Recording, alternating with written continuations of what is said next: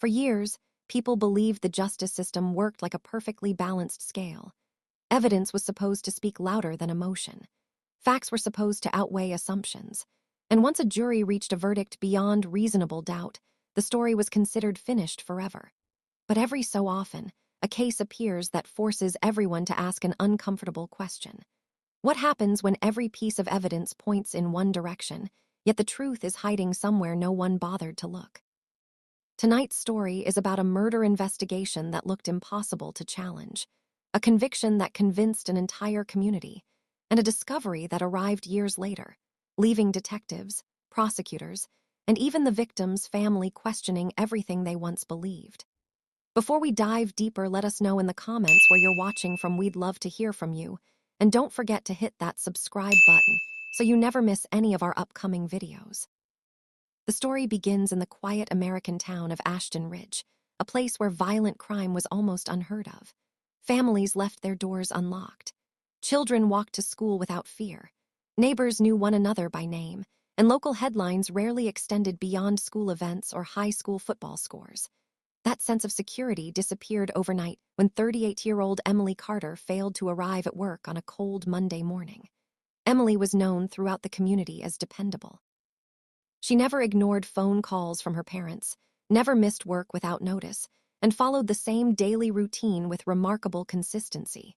When repeated calls went unanswered, concern quickly turned into panic.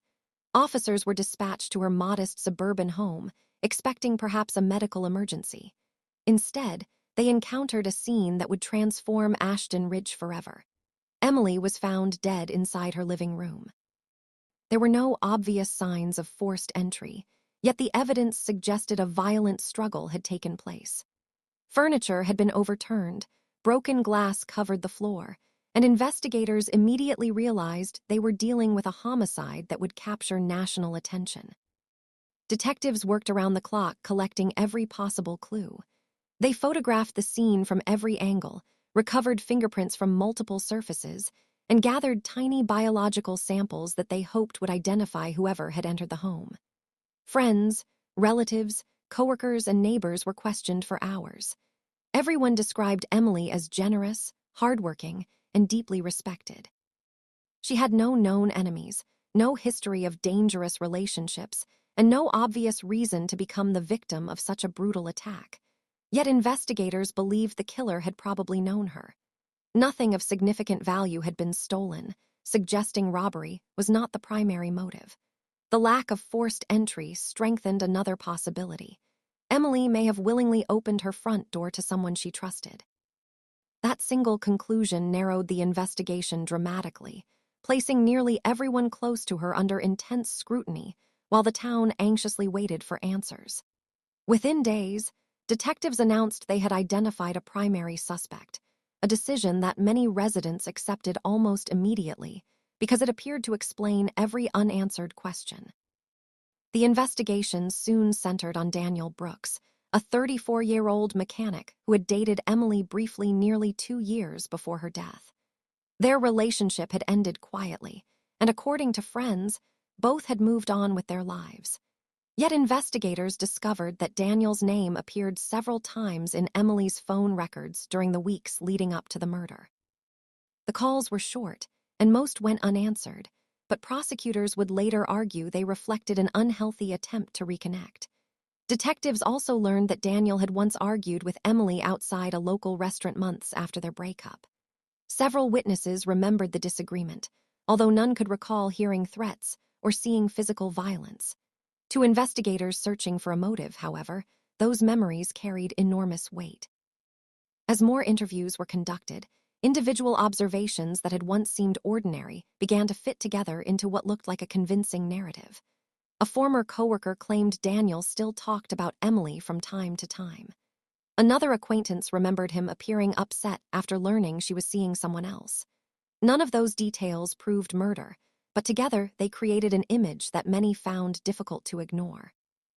The forensic evidence seemed to strengthen the case. Analysts recovered a partial fingerprint from a glass table near where Emily's body had been discovered. The print lacked enough detail for a definitive identification, but experts testified that several characteristics appeared consistent with Daniel's right index finger. A small drop of blood recovered near the front hallway also became a major point of interest.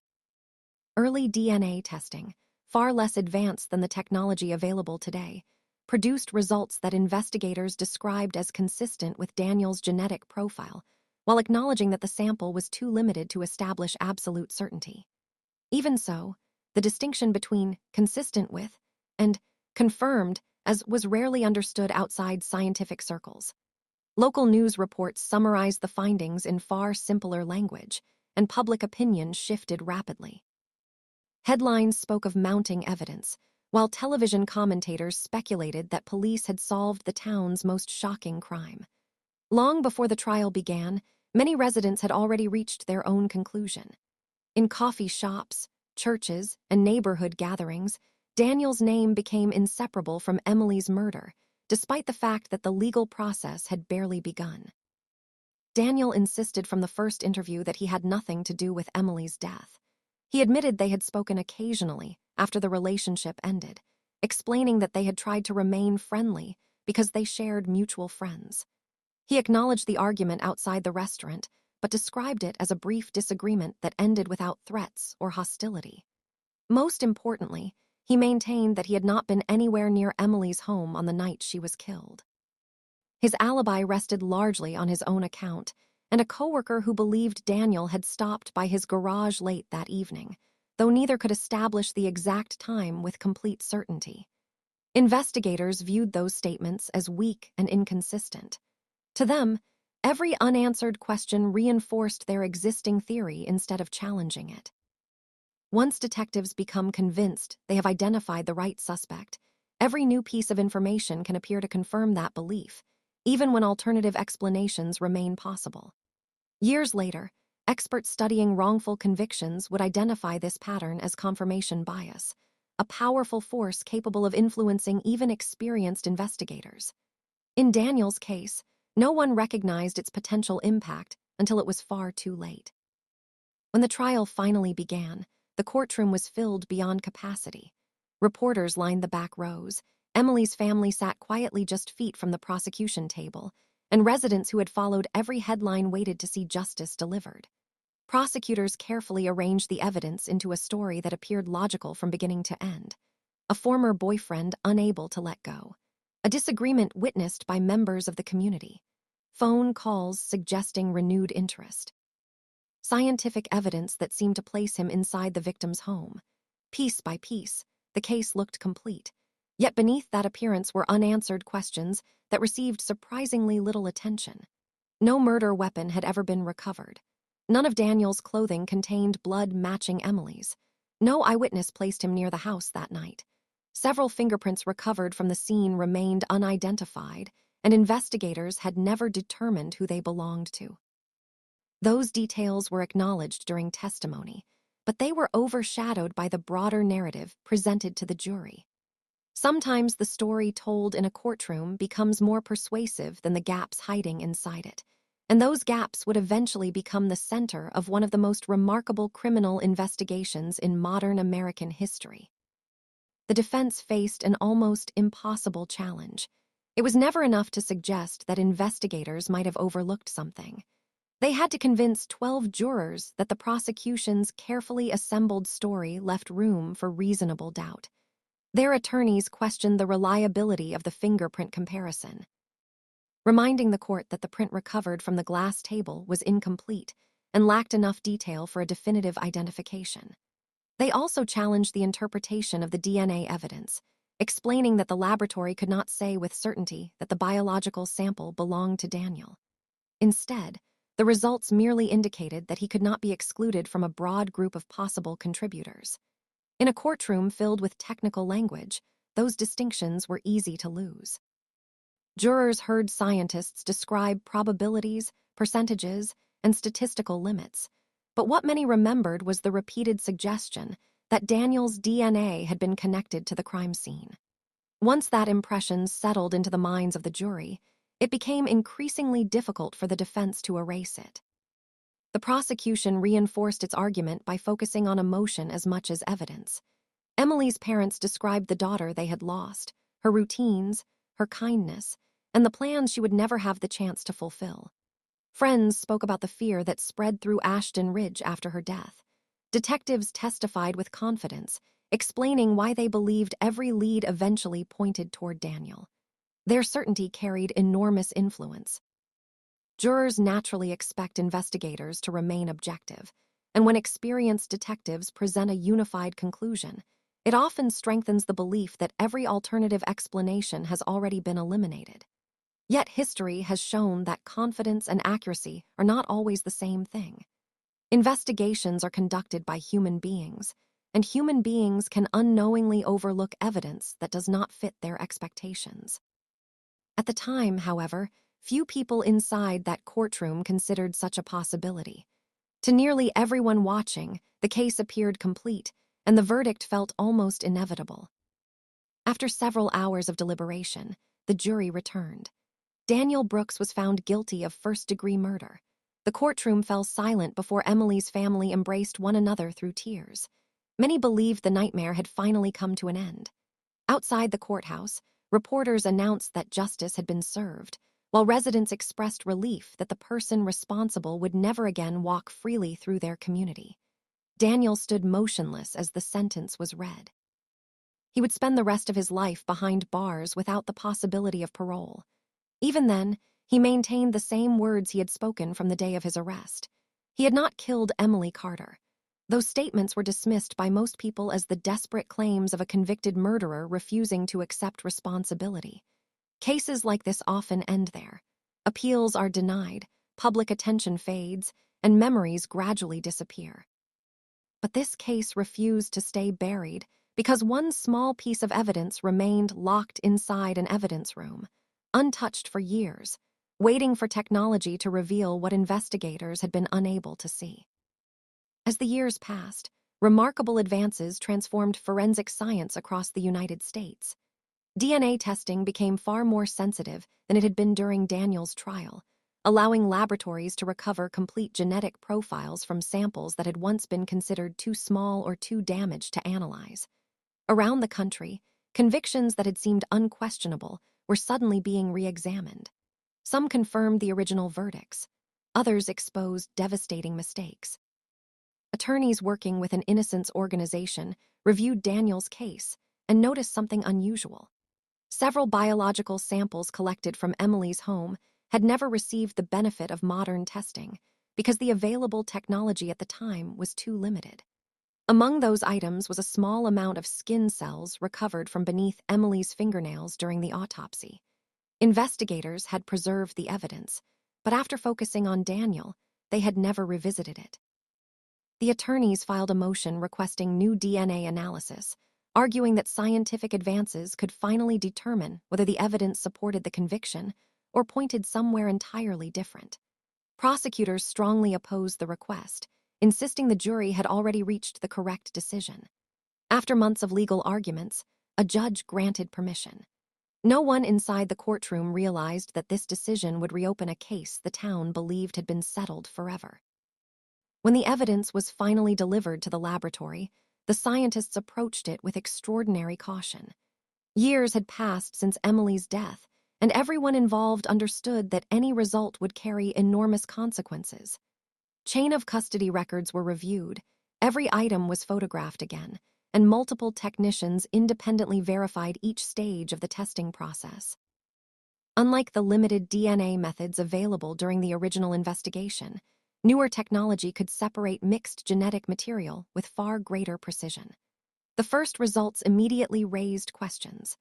The tiny blood sample that prosecutors had relied upon years earlier was far less conclusive than jurors had been led to believe.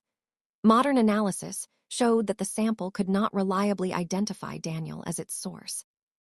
More importantly, the skin cells recovered from beneath Emily's fingernails produced a complete DNA profile belonging to an unidentified male. The profile did not match Daniel. It did not match anyone in Emily's immediate family. It belonged to someone investigators had never identified. For the first time since the conviction, the foundation of the prosecution's case began to crack. the laboratory repeated the testing to eliminate every possibility of contamination or error. Independent experts reviewed the findings, and each reached the same conclusion.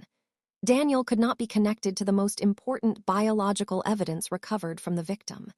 Meanwhile, the unidentified DNA profile was entered into the National Criminal Database. Days passed without a match, then weeks. Investigators wondered whether the unknown individual had never been arrested or whether the profile belonged to someone who had died years earlier. Public attention returned almost overnight. News organizations that had once reported Daniel's conviction as the successful conclusion of a murder investigation were now asking whether an innocent man had spent years behind bars while the real killer remained free. Emily's family found themselves reliving a tragedy they believed had ended long ago. They had trusted the investigation, testified during the trial, and tried to rebuild their lives around the belief that justice had been achieved. Now they faced another painful possibility. If Daniel had not killed Emily, then the person responsible had escaped accountability for all those years. The court ordered an evidentiary hearing, unlike anything Ashton Ridge had witnessed before. Prosecutors who had once defended the conviction were forced to confront scientific findings that challenged their own case.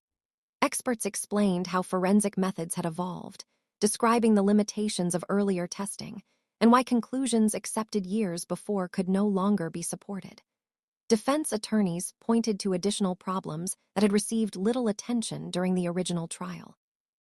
Investigators had interviewed several potential witnesses only once and never followed up on inconsistencies. Multiple unidentified fingerprints recovered from the house had remained unexplored because detectives became convinced they already had the right suspect.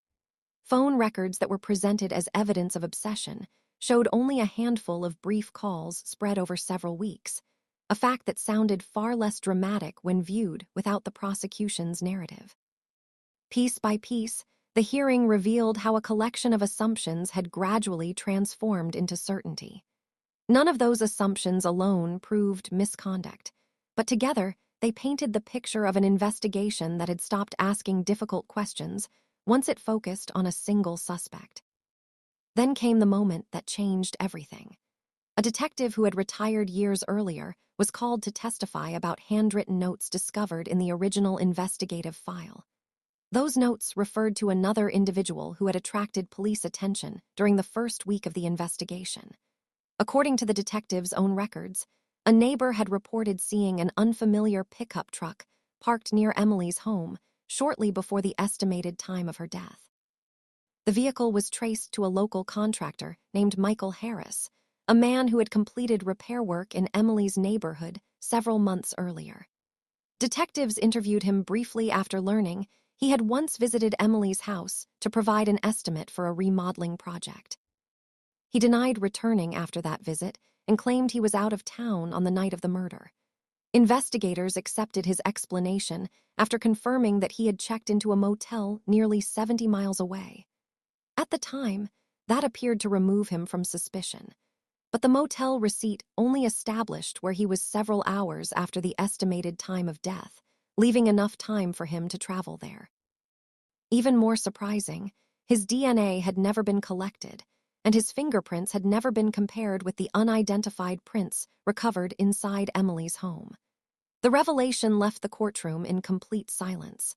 A lead that might have changed the entire investigation had quietly disappeared from public view for years, and now everyone wanted to know why. The hearing did not end with that revelation. Defense investigators immediately began reconstructing Michael Harris's movements using records that had been overlooked years earlier. Credit card transactions, fuel purchases, old employment logs, and archived telephone records were gathered from companies that still maintained historical data. Individually, none of those records proved anything.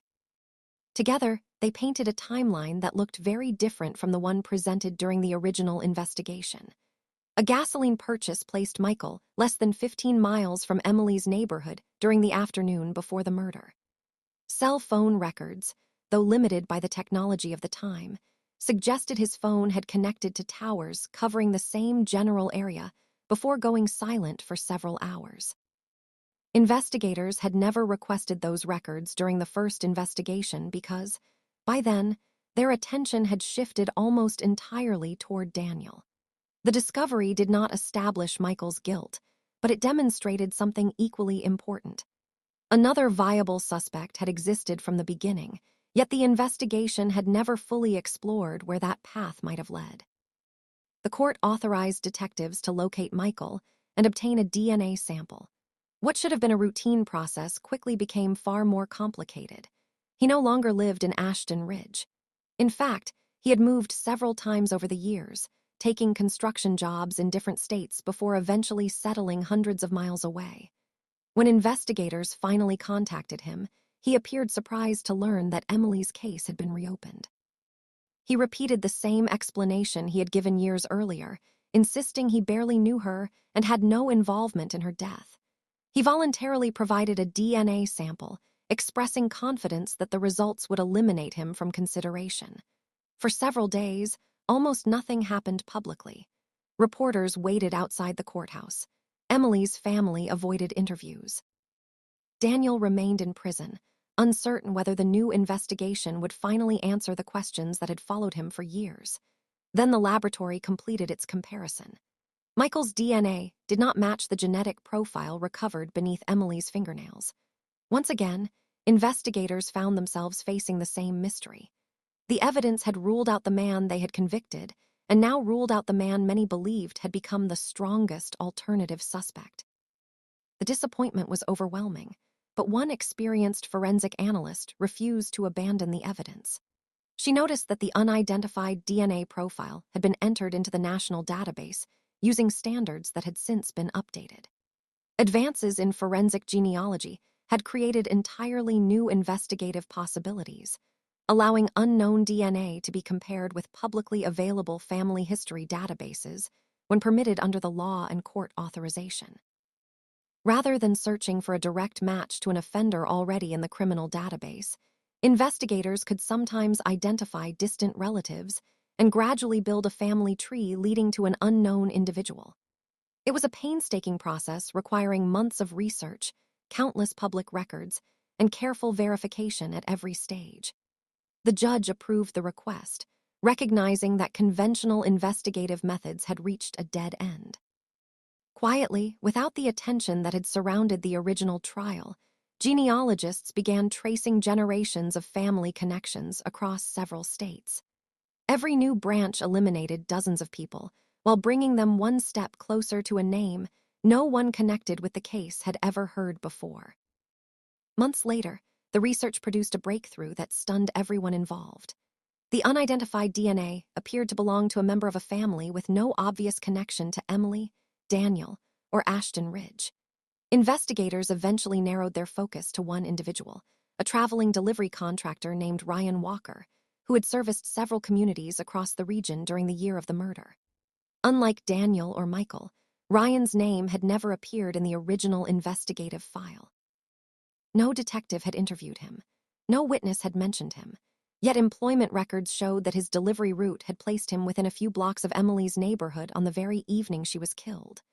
Surveillance cameras were uncommon in residential neighborhoods at that time, leaving little opportunity to confirm exactly where he had gone after completing his final delivery.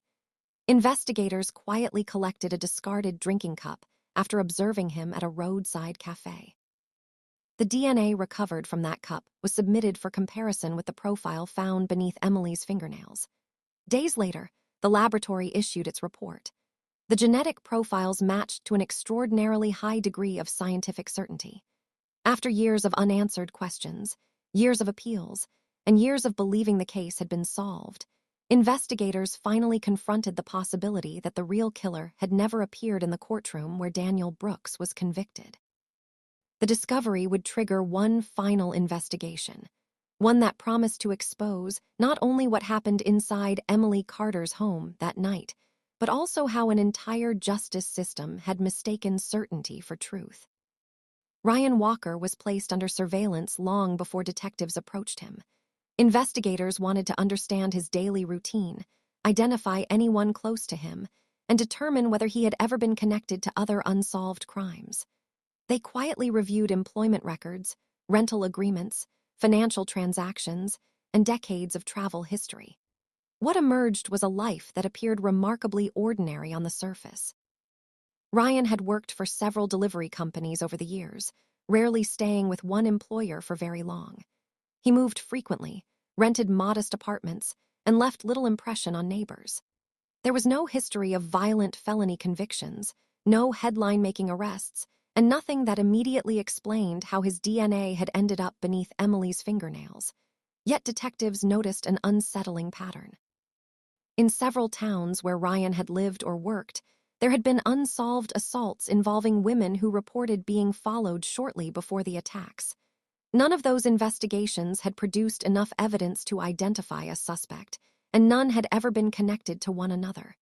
Separately, they looked unrelated. Viewed together, they demanded a closer examination.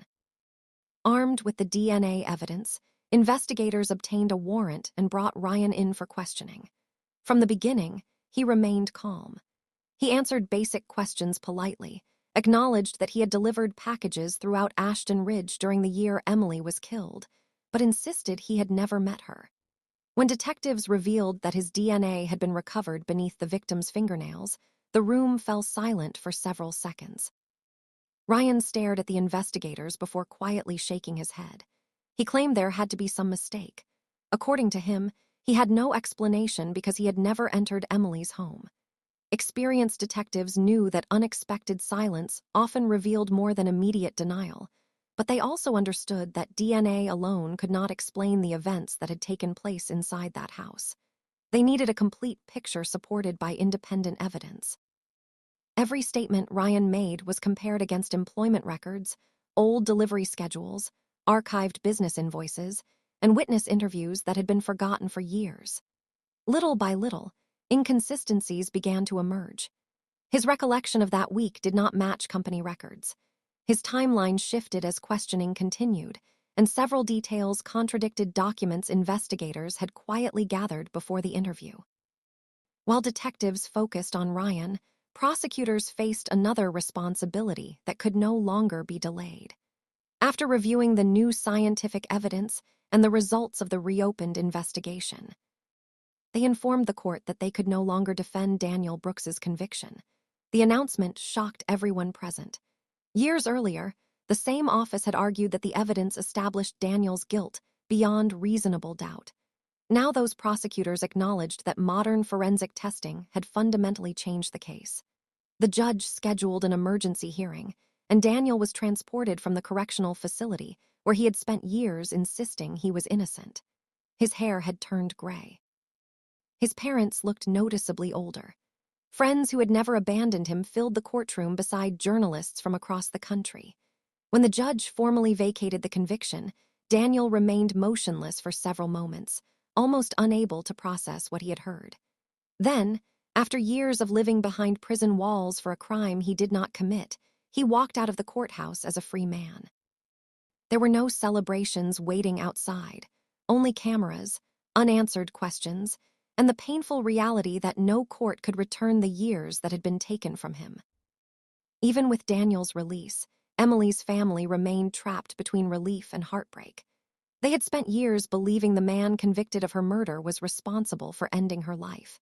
They attended every hearing, trusted every assurance that justice had been served, and slowly tried to rebuild after an unimaginable loss. Now they learned that the investigation had failed them almost as profoundly as it had failed Daniel. During a later public statement, one member of the family expressed a feeling shared by many relatives of victims in wrongful conviction cases. They explained that discovering an innocent person had been imprisoned did not lessen their grief. Instead, it created another wound because it meant the person who truly caused their suffering had remained free all those years. Their words resonated far beyond Ashton Ridge. Across the country, legal experts pointed to the case as another reminder that wrongful convictions create multiple victims. The innocent lose years of their lives, families are torn apart, communities lose confidence in the justice system, and the relatives of victims are denied the certainty they believed they had finally found. As investigators prepared to confront Ryan Walker once again, They knew the next conversation could determine whether Emily Carter's family would finally receive the answers they had waited so many years to hear. When detectives questioned Ryan Walker for a second time, the atmosphere had changed completely.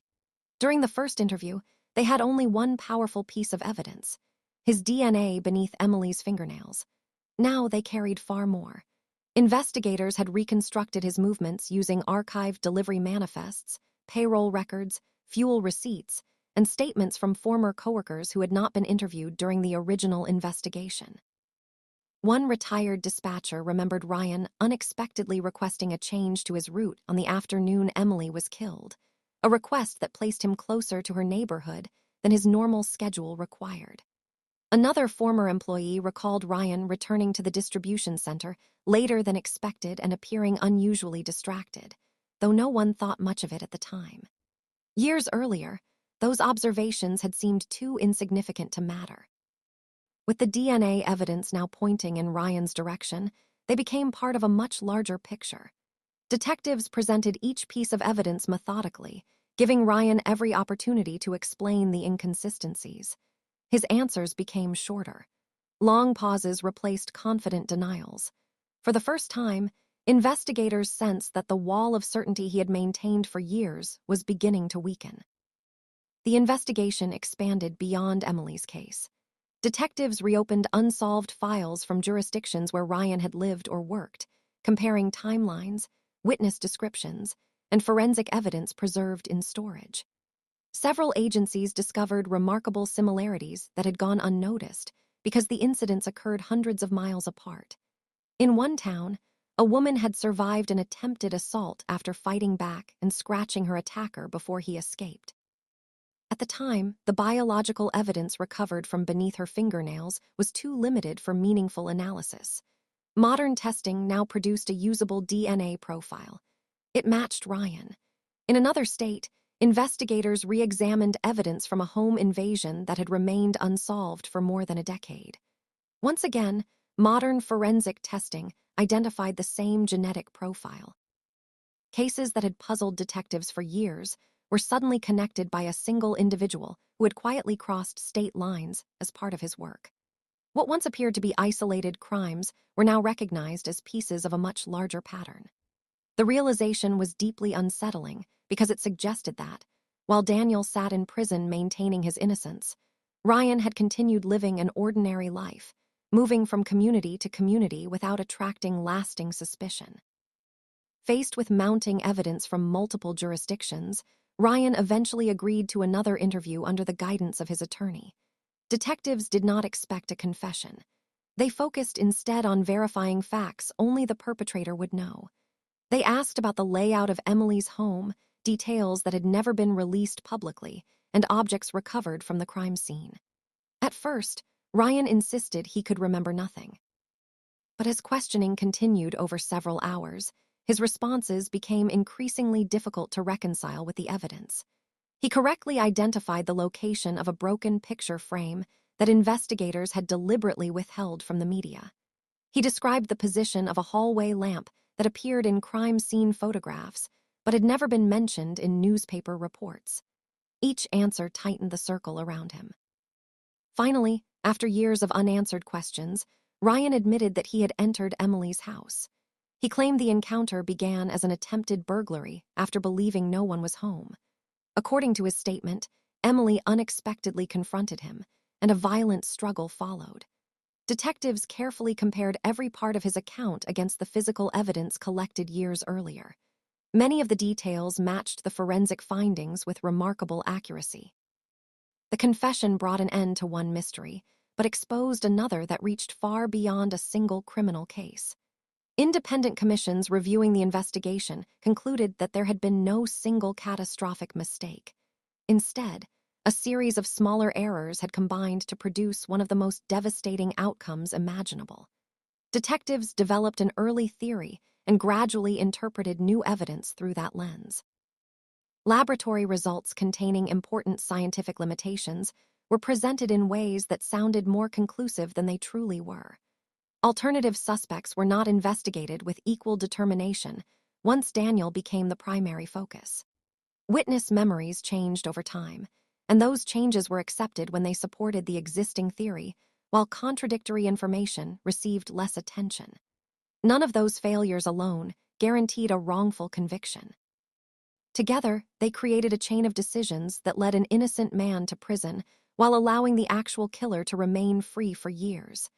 Emily's family finally learned what happened to their daughter. Daniel Brooks regained his freedom, though not the years he had lost. And the case became a lasting reminder that the search for justice demands more than confidence. It demands the willingness to question assumptions, re-examine evidence, and accept that even the strongest case must always remain open to the possibility that the truth has not yet been fully uncovered. Ryan Walker ultimately entered a guilty plea that spared Emily's family from reliving every painful detail through another lengthy public trial. During the sentencing hearing, prosecutors presented a timeline reconstructed from thousands of pages of records, forensic reports, and witness interviews collected over many years. They explained how Ryan's delivery route had placed him within minutes of Emily's home on the evening of the murder. They demonstrated how modern DNA analysis connected him to the struggle inside the house, with a level of scientific certainty that simply did not exist when the crime was first investigated.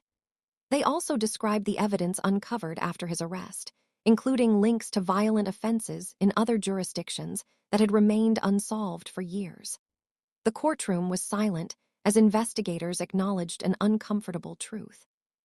Had forensic science reached its current level of sophistication just a few years earlier, Daniel Brooks might never have been arrested. The same scientific progress that finally exposed the real killer also revealed how limited earlier technology had been and how dangerous it can be when uncertain evidence is treated as absolute proof. Emily's family addressed the court with remarkable honesty. They spoke not only about the pain of losing a daughter, sister, and friend, but also about the emotional burden of believing for years that justice had already been achieved. One family member admitted that learning Daniel was innocent brought a complicated mix of relief and heartbreak. Relief because an innocent person would no longer remain imprisoned, and heartbreak because it meant the real offender had spent years living freely while their family struggled to heal. They expressed sympathy for Daniel and his relatives, recognizing that both families had suffered in different ways because of the same investigative failures. Their words resonated throughout the courtroom. There was no anger directed toward Daniel, only sorrow that two families had carried unbearable burdens because the wrong conclusions had been reached so early in the investigation. It was a powerful reminder that wrongful convictions do not create just one victim. They leave lasting scars on everyone whose life becomes connected to the case. Daniel's release marked the beginning of a different kind of battle. Freedom did not erase the years he had lost. While he had been incarcerated, loved ones had passed away, friendships had faded, careers had disappeared, and opportunities that most people take for granted were gone forever. Adjusting to life outside prison proved far more difficult than many expected. Technology had transformed. Communities had changed. Even simple tasks such as opening a bank account, applying for employment, or rebuilding personal relationships required patience and determination. Eventually, Daniel filed a civil lawsuit seeking compensation for the years he had spent imprisoned for a crime he did not commit. The legal proceedings focused on whether investigators and prosecutors had acted improperly or whether the wrongful conviction resulted from a combination of honest mistakes and the scientific limitations of the era. Whatever the legal outcome, no financial award could truly compensate for birthdays missed, family milestones lost, or the constant weight of carrying a label that never should have been attached to his name. The legacy of Emily Carter's case extended far beyond Ashton Ridge. Police academies, law schools, and forensic training programs began examining the investigation as an example of how confirmation bias can quietly influence even experienced professionals. Detectives were encouraged to challenge their own assumptions throughout an investigation, rather than searching only for evidence that supported an existing theory. Prosecutors received additional training on presenting forensic science with greater precision, so that juries clearly understood the difference between possibility, probability, and certainty. Crime laboratories strengthened quality control procedures, and many jurisdictions expanded efforts to preserve biological evidence for future testing as technology continued to improve.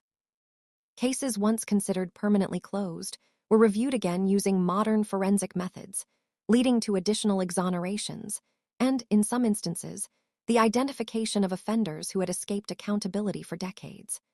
Emily's murder became more than a solved homicide. It became part of a larger conversation about the responsibility carried by every investigator, scientist, attorney, judge, and juror.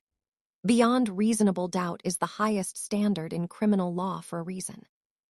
It exists not only to hold the guilty accountable, but also to protect the innocent from losing everything, because a conclusion was reached before every question had truly been answered. As this story comes to an end, one lesson remains impossible to ignore. Justice is not measured by how quickly a case is closed or how confidently a verdict is announced. It is measured by an unwavering commitment to the truth, even when that truth challenges long-held beliefs. Emily deserved a thorough investigation. Her family deserved certainty grounded in facts rather than assumptions. Daniel deserved the opportunity to live the life that was taken from him. And every community deserves a justice system willing to re-examine its own decisions when new evidence emerges. Cases like this remind us that science continues to evolve, memories can be imperfect, and investigations are conducted by human beings capable of both remarkable dedication and understandable mistakes. The pursuit of justice is never about protecting a verdict. It is about protecting the truth. And sometimes, the truth waits patiently for years, hidden inside a single piece of evidence, until someone finally asks the question that everyone else stopped asking. Although Ryan Walker's conviction brought legal closure, the public conversation surrounding the case continued for years. Journalists, legal scholars, and forensic experts revisited every stage of the investigation, asking how so many intelligent and experienced professionals could reach the wrong conclusion with such confidence. The answer was far more complicated than simple negligence. Investigators had worked tirelessly, prosecutors genuinely believed they had identified the right person, and jurors carefully considered the evidence presented to them. Yet every decision had been shaped by the information available at that moment. Once the investigation focused on Daniel Brooks, nearly every new discovery was interpreted through that single lens. Evidence that appeared to support the theory received greater attention, while evidence that introduced uncertainty slowly faded into the background. Modern researchers have documented this phenomenon in numerous wrongful conviction cases, showing that the greatest threat to an investigation is not always a lack of effort. Sometimes it is the natural human tendency to become increasingly confident in a conclusion before every possibility has been fully examined. Emily's case became one of the clearest examples of why investigators are now encouraged to actively search for evidence that challenges their own assumptions rather than simply confirming them. Another lesson emerged from the forensic evidence itself. During Daniel's trial, scientific testimony carried tremendous influence because many jurors viewed laboratory results as virtually unquestionable. In reality, forensic science has always depended on the quality of available technology, proper interpretation, and clear communication.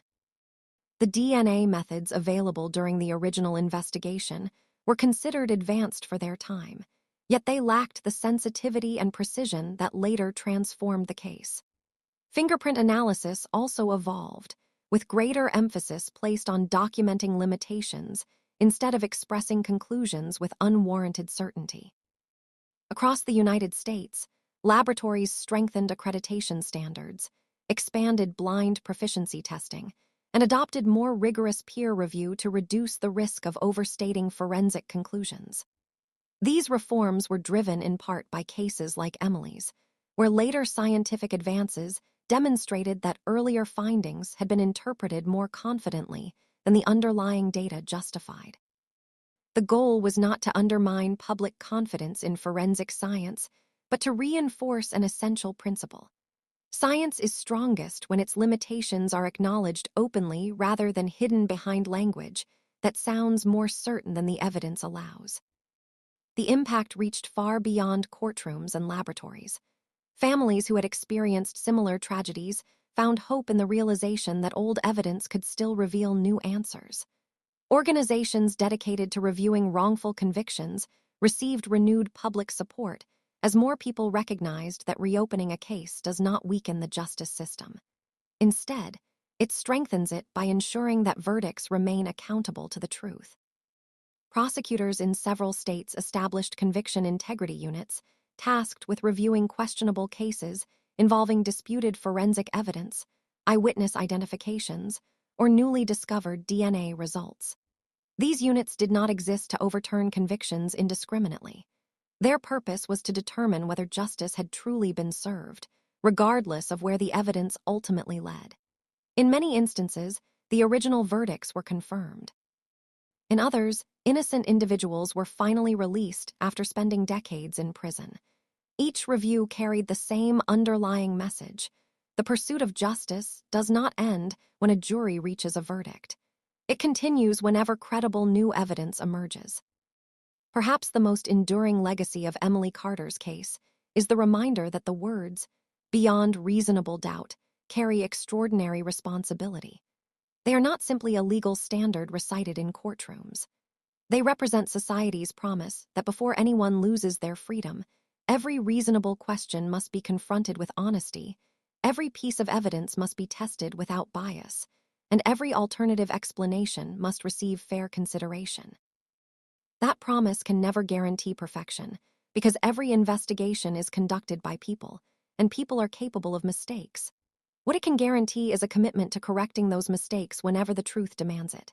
Emily deserved nothing less. Daniel deserved nothing less. And every future victim, every future suspect, and every future juror deserves a justice system willing to place truth above pride, evidence above assumption, and fairness above finality. That is the real story behind this case, and it is why the search for justice must never end simply because a verdict has already been written. Before we close this chapter, there is one final question worth asking. How often does something like this actually happen? Most people assume that wrongful convictions are extremely rare, isolated events that receive attention only because they are so unusual. The reality is more complicated.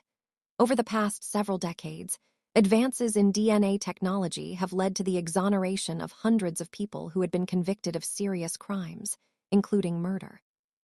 Many of those individuals spent decades in prison before scientific evidence proved they could not have committed the offenses for which they had been sentenced. Organizations such as the Innocence Project, along with conviction integrity units established by prosecutors' offices across the United States, have documented recurring factors that appear in case after case. Mistaken eyewitness identification, false confessions, unreliable forensic testimony, official misconduct, and confirmation bias are among the most common contributors. These findings have reshaped criminal investigations, courtroom procedures, and forensic science, reminding professionals that the search for truth must remain open even after a conviction has been secured. One of the most remarkable developments has been the growing role of preserved evidence. Decades ago, many agencies routinely destroyed biological evidence after appeals had been exhausted because storage space was limited, and few believed the material would ever be needed again. Today, many jurisdictions require that biological evidence be preserved for years, and in some cases for the duration of a convicted person's sentence. That single policy change has transformed countless investigations. A tiny blood sample, a single hair, or a few skin cells collected beneath a victim's fingernails may appear insignificant at the time of trial. Yet years later, those same fragments can answer questions that once seemed impossible to resolve. Emily Carter's case serves as a powerful reminder that evidence does not become less important simply because time has passed. In many instances, time itself allows science to catch up with the truth. Cases like this also reveal another important reality that often receives less attention. The overwhelming majority of investigators, prosecutors, forensic scientists, and judges enter their professions with a genuine commitment to justice. They work long hours under enormous pressure, often while facing intense public scrutiny and the understandable expectations of grieving families. The challenge is not that most professionals act in bad faith. The challenge is that human judgment can be influenced by incomplete information, assumptions, and the natural desire to solve difficult cases. Recognizing those limitations does not weaken the justice system. It strengthens it by encouraging safeguards that reduce the risk of error. Independent forensic review, recorded interrogations, open-file discovery, improved eyewitness identification procedures, and post-conviction DNA testing all exist because past cases demonstrated where improvements were needed. Progress in criminal justice has often come from carefully studying mistakes rather than pretending they never occurred. Beyond reasonable doubt is more than the title of this story. It is the standard that stands between justice and injustice, between certainty and assumption, between protecting society and protecting the innocent. Emily Carter deserved the truth about what happened inside her home. Daniel Brooks deserved to have every piece of evidence examined fairly before losing years of his life. Ryan Walker was ultimately held accountable because science continued to evolve long after the original verdict had been announced. Their stories remind us that justice is not a destination reached when a courtroom falls silent. It is an ongoing responsibility shared by investigators, attorneys, scientists, judges, jurors, and every community that places its trust in the legal system. The truth may remain hidden for years, but as history has shown time and again, it has a remarkable way of resurfacing when evidence is preserved, questions continue to be asked, and people refuse to stop searching for answers. If this story made you think differently about crime, justice, and the power of forensic science, share your thoughts in the comments, because every conversation about truth helps ensure that the lessons of cases like this are never forgotten. As the cameras disappeared and the headlines gradually faded, life in Ashton Ridge returned to something that resembled normal. Children once again filled neighborhood parks. Local businesses reopened each morning without television crews standing outside. New families moved into homes with little knowledge of the tragedy that had once placed the town at the center of national attention. Yet for those who had lived through the investigation, normal would never mean the same thing again. Every anniversary of Emily Carter's death served as a reminder that a criminal case does not end when the courtroom doors close. The consequences continue for decades, shaping families, friendships, careers, and entire communities. Some residents admitted they had never questioned the original verdict because they trusted that the justice system had examined every possibility. Others confessed that they had judged Daniel long before the trial even began, influenced by news reports that presented him as the obvious suspect. Looking back, many wondered whether public opinion had quietly influenced the investigation itself. It was a difficult question, one with no simple answer, but it encouraged a deeper conversation about the responsibility everyone shares when a person is accused of a crime before every fact is known. Daniel Brooks chose a remarkably private life after his release. He declined many interview requests and rarely spoke publicly about the years he had spent in prison. Those who knew him said he wanted to rebuild rather than relive the past. He found work with a small manufacturing company willing to look beyond his history, reconnected with relatives who had never stopped believing in him, and gradually learned how to live in a world that had changed dramatically during his incarceration. Smartphones, online banking, social media, and technologies that most people accepted without a second thought were entirely new experiences for him. Friends described the simplest moments as the most meaningful. Driving wherever he wished, eating dinner with family, watching a sunset without prison fences blocking the view, and making plans without asking permission became reminders of freedoms that are often unnoticed until they disappear. Although no amount of compensation could restore the years he had lost, Daniel often said that being believed at last brought a kind of peace he once thought impossible. Emily Carter's family honored her memory in a different way. Rather than allowing the case to define her life, they established a scholarship in her name for students pursuing careers in forensic science and criminal justice. Their hope was simple. If future investigators received the best possible training, perhaps fewer families would endure the same uncertainty they had experienced.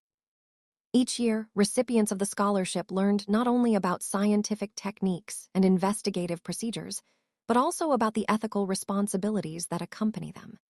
Professors frequently discussed Emily's case as an example of why evidence must always be examined with humility, why assumptions must constantly be challenged, and why justice requires patience even when communities demand immediate answers.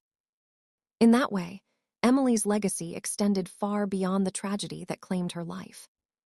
She became part of a movement dedicated to improving the very system that had once failed both her family and an innocent man. History is filled with criminal cases that appeared impossible to question until one overlooked fact changed everything. Some were solved by a forgotten fingerprint, others by a newly discovered witness, and many through scientific advances that investigators could scarcely imagine when the original trials took place. Those stories remind us that certainty is not the same as truth. Evidence deserves to be questioned. Assumptions deserve to be tested. Every investigation deserves the courage to follow the facts wherever they lead, even when those facts overturn years of accepted belief. Beyond reasonable doubt is more than a legal phrase spoken inside courtrooms. It is a promise that no conclusion should be accepted simply because it is convenient or widely believed. It is a commitment to protecting the innocent while holding the guilty accountable through evidence rather than assumption. And perhaps that is the most important lesson of all. Justice is strongest not when it refuses to admit mistakes, but when it possesses the integrity to correct them. That commitment, more than any verdict ever announced, is what keeps the pursuit of truth alive for generations to come.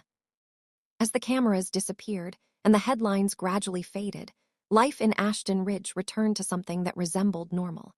Children once again filled neighborhood parks. Local businesses reopened each morning without television crews standing outside. New families moved into homes with little knowledge of the tragedy that had once placed the town at the center of national attention. Yet for those who had lived through the investigation, normal would never mean the same thing again. Every anniversary of Emily Carter's death served as a reminder that a criminal case does not end when the courtroom doors close. The consequences continue for decades, shaping families, friendships, careers, and entire communities. Some residents admitted they had never questioned the original verdict because they trusted that the justice system had examined every possibility. Others confessed that they had judged Daniel long before the trial even began, influenced by news reports that presented him as the obvious suspect. Looking back, many wondered whether public opinion had quietly influenced the investigation itself. It was a difficult question, one with no simple answer, but it encouraged a deeper conversation about the responsibility everyone shares when a person is accused of a crime before every fact is known. Daniel Brooks chose a remarkably private life after his release. He declined many interview requests and rarely spoke publicly about the years he had spent in prison. Those who knew him said he wanted to rebuild rather than relive the past. He found work with a small manufacturing company willing to look beyond his history, reconnected with relatives who had never stopped believing in him, and gradually learned how to live in a world that had changed dramatically during his incarceration. Smartphones, online banking, social media, and technologies that most people accepted without a second thought were entirely new experiences for him. Friends described the simplest moments as the most meaningful. Driving wherever he wished, eating dinner with family, watching a sunset without prison fences blocking the view, and making plans without asking permission became reminders of freedoms that are often unnoticed until they disappear. Although no amount of compensation could restore the years he had lost, Daniel often said that being believed at last brought a kind of peace he once thought impossible. Emily Carter's family honored her memory in a different way. Rather than allowing the case to define her life, they established a scholarship in her name for students pursuing careers in forensic science and criminal justice. Their hope was simple. If future investigators received the best possible training, perhaps fewer families would endure the same uncertainty they had experienced. Each year, recipients of the scholarship learned not only about scientific techniques and investigative procedures, but also about the ethical responsibilities that accompany them. Professors frequently discussed Emily's case as an example of why evidence must always be examined with humility, why assumptions must constantly be challenged, and why justice requires patience even when communities demand immediate answers. In that way, Emily's legacy extended far beyond the tragedy that claimed her life. She became part of a movement dedicated to improving the very system that had once failed both her family and an innocent man. History is filled with criminal cases that appeared impossible to question until one overlooked fact changed everything. Some were solved by a forgotten fingerprint, others by a newly discovered witness, and many through scientific advances that investigators could scarcely imagine when the original trials took place. Those stories remind us that certainty is not the same as truth. Evidence deserves to be questioned. Assumptions deserve to be tested. Every investigation deserves the courage to follow the facts wherever they lead, even when those facts overturn years of accepted belief. Beyond reasonable doubt is more than a legal phrase spoken inside courtrooms. It is a promise that no conclusion should be accepted simply because it is convenient or widely believed. It is a commitment to protecting the innocent while holding the guilty accountable through evidence rather than assumption. And perhaps that is the most important lesson of all. Justice is strongest not when it refuses to admit mistakes, but when it possesses the integrity to correct them. That commitment, more than any verdict ever announced, is what keeps the pursuit of truth alive for generations to come.